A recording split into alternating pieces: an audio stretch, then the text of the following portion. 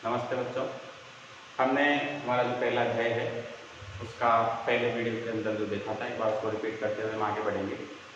पहले अध्याय का नाम हमारे मानव भूगोल, प्रकृति एवं विशेष क्षेत्र, इसके बारे में हम पढ़ेंगे। इसमें हमने पढ़ा भूगोल दो शब्दों से मिलकर बना है, जियो और ग्राफिया। जियो का मतलब पृथ्वी और ग्राफिया का मतलब वर्णन करना। कुल मिलाकर पृथ्वी के धरातल का वर्णन करना ही क्या है, किसमें सम्मिलित किया जाता है? भूगोल में, ज्योग्राफी में सम्मिलित किया जाता है। इसके बाद हमने इसकी जो अलग अलग शाखाएं हैं, मनुष्य और प्रकृति के आधार पर मानव भूगोल और भौतिक भूगोल, दो इसके अलग अलग शाखाएं की इनका अध्ययन किया कि मानव भूगोल क्या है और भौतिक भूगोल क्या है। दोनों का वर्गीकरण पढ़ा कि मानव भूगोल में किन किन चीजों का अध्ययन किया जाता है और भौतिक भूगोल में किन किन चीजों का अध्ययन किया जाता है। इसके बाद कुछ परिभाषाएं।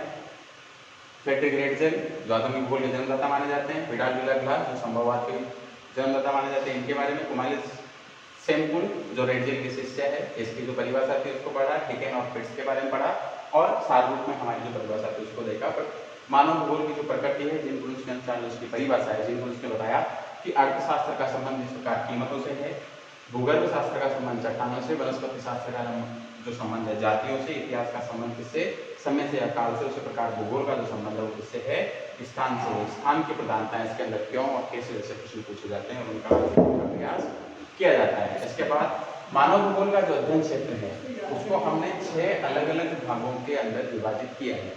6 अलग अलग भाग कौन से? जनसंख्या, समायोजन एवं प्रादेशिक संगठन, प्राकृतिक वातावरण, कालिक अनुक्रम, प्राकृतिक संसाधन, अन्य प्रदेशों के साथ संबंध। कुल मिला के हमारे कितने हो गए? 6। इनमें से हमने एक एक को देखा। पहला जनसंख्या। जनसंख्या के अध्ययन के बारे में हमने पढ़ा कि इसके अंदर वितरण को, जनसमूह को, प्रवास को, अधिवास को तथा इसकी प्रजातिगत सामाजिक संरचना का ऐतिहासिक परिप्रेक्ष्य में विवेचन किया जाता है। इसके बाद इसके अंदर किन किन चीजों में सम्मिलित किया जाता है उसको पढ़ा। उसके बाद हमने देखा कि प्रदेश में प्राकृतिक जो संसाधन होते हैं वो कौन कौन से होते हैं, जैसे वनस्पति वगैरह हो गई, मिट्टी वगैरह हो गई, या वहाँ पर जो पशु पक्षी हैं वो हो गए, वहाँ के ऊपर पाए जाने वाले पेड़ पौधे हो गए, वहाँ पे स्टोन किस प्रकार के, खनन किस प्रकार का होता है, या जीव जंतु कैसे, मानव किस प्रकार का रहता है। प्राकृतिक वातावरण को हमने देखा।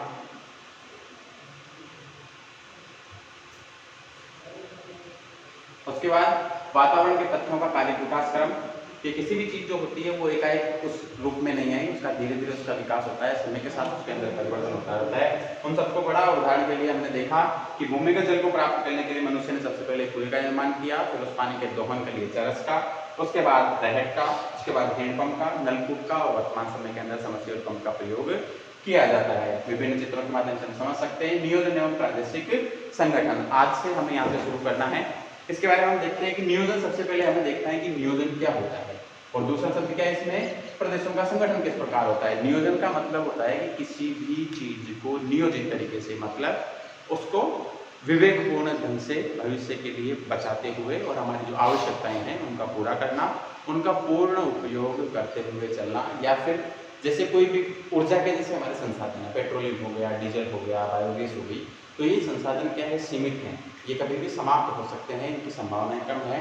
तो इनके जो दूसरे संसाधन हैं जो इनकी आवश्यकताएं पूर्ति कर सकते हैं, जैसे ऊर्जा के लिए पवन ऊर्जा हो गई, सौर ऊर्जा हो गई, या ज्वारीय ऊर्जा हो गई, या फिर पन बिजली, पानी के द्वारा जो टरबाइन घुमा के हम बिजली का उत्पादन करते हैं, या अन्य प्रकार के जैसे भूतापीय ऊर्जा वगैरह है, तो इनका प्रयोग करना। परमाणु ऊर्जा भी आजकल काम में ली जाती है, इनका प्रयोग करना इनके स्थान के ऊपर वो एक प्रकार से क्या होता है, नियोजन होता है। देखिए, भूगोलवेताओं ने पृथ्वी तल पर मानवीय दशाएं किस प्रकार वितरित है के साथ यह जानना भी अति आवश्यक है कि उनका वितरण उस ढंग से क्यों है। देखिए, 2 प्रश्न हो गए यहाँ पे, वितरण किस प्रकार का है और दूसरा ऐसा क्यों है। उपयुक्त विभिन्नताएं प्राकृतिक वातावरण या मानवीय क्रियाओं के कारण होती है। जो भी विभिन्नताएं पाई जाती है कि पृथ्वी के पर मानवीय दशाएं किस प्रकार की वितरित है, कहीं पर तो बहुत ज्यादा जनसंख्या निवास करती है, कहीं तो बहुत कम निवास करती है। कोई क्षेत्र है जहाँ पर लोग जो उनके मकान हैं बहुत ज्यादा कच्चे हैं या फिर झोपड़ियों के टाइप में बने हुए हैं, और कुछ जगह बड़ी बड़ी विशालकाय बहुमंजिला जो इमारतें हैं वो बनी हुई है। तो इसका कारण किसके ऊपर निर्भर करता है, एक तो प्राकृतिक वातावरण के ऊपर और दूसरा मानवीय क्रियाओं के ऊपर, जिस स्थान पर मनुष्य रहेगा। जैसे एक और हम देखते हैं कि राजस्थान के पश्चिम के अंदर, जैसलमेर के अंदर जनसंख्या बहुत कम है। दूसरी ओर हम देखते हैं कि जयपुर के अंदर जनसंख्या का जो घनत्व है वो बहुत ज्यादा है। तो इसके पीछे के हम कारण समझते हैं। तो जैसलमेर के अंदर क्या है, तो वहाँ पे पानी की समस्या है, जीव जंतु है, सीमा का क्षेत्र है, वहाँ की भौगोलिक जो भिन्नताएं वो अलग है, क्योंकि तापमान वहाँ पर ज़्यादा होता है, पानी की वहाँ पर कमी है। दूसरी ओर जयपुर के अंदर औद्योगिक विकास ज़्यादा है, रोजगार ज़्यादा मिलते हैं, अध्ययन के क्षेत्र ज़्यादा है, तकनीकी और विज्ञान के क्षेत्र में हमने बहुत ज़्यादा विकास किया है। इस वजह से वहाँ पर जो वातावरण भी है या फिर वहाँ पर जो मानवीय क्रियाएँ हैं वो ज़्यादा होती है, इसलिए वहाँ पर जनसंख्या ज़्यादा निवास करती है। दूसरा, मानव भूगोल के अध्ययन क्षेत्र में संसाधनों का समाज के विभिन्न वर्गों में वितरण, उनका उपयोग तथा संरक्षण को महत्वपूर्ण स्थान दिया गया है।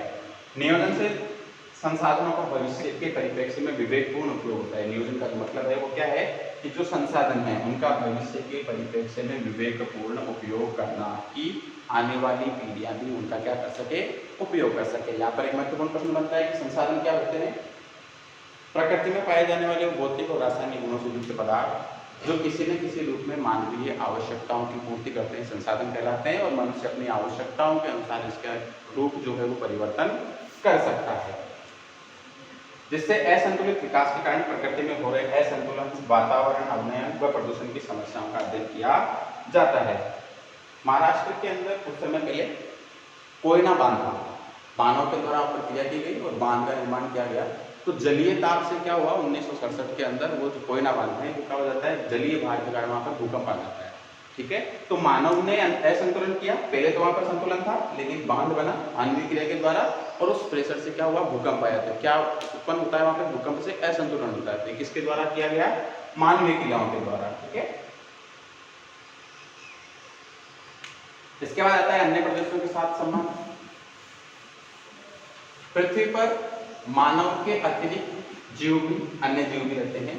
हम देखते हैं कि मनुष्य ही नहीं है, कई प्रकार के पशु पक्षी भी हैं, जीव जंतु भी हैं, वो भी यहाँ पर निवास करते हैं। कई प्रकार की विभिन्न प्रकार की जातियाँ भी यहाँ पर, जनजातियाँ भी यहाँ पर निवास करती है। अतः मानव एकाकी नहीं है, अकेला नहीं है, सभी सामूहिक रूप से रहता है। मानव के पृथ्वी पर विभिन्न क्षेत्रों में आर्थिक, सामाजिक, सांस्कृतिक और राजनीतिक संबंध भी होते हैं। इनसे इन सब संबंधों का अध्ययन भी मानव भूगोल में होता है कि मनुष्य किस प्रकार की आर्थिक क्रियाएं करता है, व्यवसाय के अंदर जो हम पढ़ेंगे इसके अंदर, सामाजिक क्रियाएं, उसका रहन-सहन कैसा है, या उसके समाज में किस प्रकार की क्रियाएं होती है, उसकी संस्कृति कैसी है, वेशभूषा कैसी है, खान पान कैसा है, आचार विचार कैसे हैं, राजनीतिक संबंध भी इसके अंदर होते हैं। इन सब संबंधों का अध्ययन भी मानव भूगोल में होता है। इसके बाद हम देखेंगे मानव भूगोल का विकास किस प्रकार हुआ। देखिए, कोई भी चीज जो होती है वो एकाएक एक रूप में आती नहीं है, धीरे धीरे उसके विकास का क्रम चलता है। जैसे हम हैं आज जैसे दिखते हैं कि ऐसे पूर्व में भी थे। शुरू में हम पढ़ते हैं कि हम एक प्रकार से बानर के रूप में थे, चिंपांजी के जैसे थे, फिर धीरे धीरे हमारे अंदर परिवर्तन होता गया। या कोई भी विषय है, उसकी व्याकरण हो गई, उसकी भाषा वगैरह हो गई, उसकी शब्दावली हो गई, उसके जो अन्य उसके जिस प्रकार के संगठन होते हैं वो कैसे कैसे बनते गए। तो विकास के साथ एक प्रकार से कालिक अनुक्रम के साथ उसके अंदर धीरे धीरे विकास होता है। जैसे एक छोटा पादप होता है, उसको हम देखते हैं शुरू के अंदर बीज होता है, फिर वो अंकुरित होता है, कुछ रूट्स उसके अंदर निकलती है, कुछ उसके अंदर लीव्स निकलती है, धीरे धीरे बाद के अंदर वो एक विशालकाय वटवृक्ष जैसी आकृति ले लेता है। तो वो क्या होता है, उसका विकास होता है। उसी प्रकार मानव भूगोल भूगोल की प्रमुख शाखा है। इसके अंतर्गत मानव की उत्पत्ति से लेकर वर्तमान समय तक उसके पर्यावरण के साथ संबंधों का अध्ययन किया जाता है। क्योंकि हम पढ़ते हैं भूगोल विषय, ठीक है, तो भूगोल के अंदर जो सब चीजें सम्मिलित है उन सबको हम किसके साथ, मनुष्य के साथ जोड़कर या पर्यावरण के साथ जोड़कर अध्ययन करते हैं। अतः मानव भूगोल के विषयों में एक दीर्घकालीन सातत्य पाया जाता है। समय के साथ विषय को स्पष्ट करने वाले उपागमों में परिवर्तन आया है। यह विषय की परिवर्तनशील प्रकृति को दर्शाता है कि समय के साथ इसके अंदर क्या होता गया, परिवर्तन होना गया। पहले भूगोल के अंदर केवल भौतिक क्रियाओं का अध्ययन किया जाता था, बाद में मानवीय क्रियाओं का अध्ययन किया जाने लगा। फिर धीरे धीरे पहले मनुष्य जब अपने आदिवासी के रूप में रहता था तो उस समय उसका वो राजनीतिक जीवन वैसा कुछ था नहीं, लेकिन बाद के अंदर उसको सम्मिलित किया गया, आर्थिक क्रियाओं को सम्मिलित किया गया। प्राचीन समय के अंदर या प्रारंभ में जब मनुष्य का इतिहास पढ़ते हैं तो उसके अंदर आर्थिक क्रियाओं में केवल प्राथमिक व्यवसाय थे, संग्रहण करना, आखेट करना, भोजन इकट्ठा करना। बाद के अंदर कृषि कार्य करने लगा। धीरे धीरे प्रथम, द्वितीय, तृतीय, चतुर्थ, पंचम सारे व्यवसाय इसके अंदर संलग्न हो गए। तो ये सब परिवर्तन या इसका अध्ययन जो किया गया ये मानव भूगोल में किया गया। एक प्रकार से इसकी क्या है, ये प्रकृति है। इसके बाद अध्ययन की दृष्टि से मानव भूगोल के विकास को 3 युगों में विभक्त किया जा सकता है। पहला प्राचीन काल, दूसरा मध्यकाल और तीसरा आधुनिक काल। पूरे पाठ को हम एक नजर में देख सकते हैं। ज्योग्राफी शब्द का अर्थ पृथ्वी का वर्णन करना तथा उसके बदलते रूप का वर्णन करना है। भूगोल को ज्ञान की शाखा की जननी कहा जाता है। किसकी जननी कहा जाता है? ज्ञान की शाखा की जननी कहा जाता है। मानव भूगोल मनुष्य तथा उसके पर्यावरण के पारस्परिक संबंधों का बोध करता है, ज्ञान देता है कि मनुष्य और पर्यावरण के बीच के अंदर किस प्रकार के संबंध हैं, उसका बोध कौन कराता है? मानव भूगोल कराता है। भूगोल की शाखा मानव भूगोल का अध्ययन 19वीं शताब्दी के अंत में चार्ल्स डार्विन की पुस्तक, इस चीज को नोट कर लेना, चार्ल्स डार्विन की पुस्तक ऑर्गेनिक ऑफ स्पीसीज के प्रकाशन के साथ हुआ। लोगों को इस विषय में जिज्ञासा भी बढ़ी।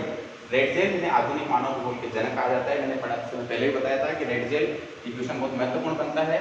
आधुनिक मानव भूगोल के जनक कहा जाता है फ्रेडरिक रेडजेल को। इनकी जो पुस्तक है उसमें लिखा है कि मानव को जीवित रहने के लिए वातावरण के सहयोग प्राप्त होना अनिवार्य है। मनुष्य तभी ही जीवित रह सकता है जब वो वातावरण के साथ क्या कर सके? समायोजन कर सके। जिस प्रकार जैसे मान लीजिए कोई व्यक्ति है, किसी स्थान पर चला गया, वहां पर उसके पीने के लिए पानी नहीं है, रहने के लिए ठीक से आवास नहीं है, तापमान बहुत ज़्यादा है, खाने के लिए उसके पास भोजन नहीं है, तो वो ज़्यादा समय तक उसमें क्या नहीं रह पाएगा? जीवित नहीं रह पाएगा। तो उसको जीवित रहने के लिए किसकी आवश्यकता है? वातावरण के सहयोग की आवश्यकता है। मनुष्य अपनी प्रारंभिक अवस्था में प्रकृति के अनुसार ही जीवन जीता था। प्रकृति के अनुसार अपने को ढालने की कोशिश ही पर्यावरण निश्चयवाद कहा जाता है।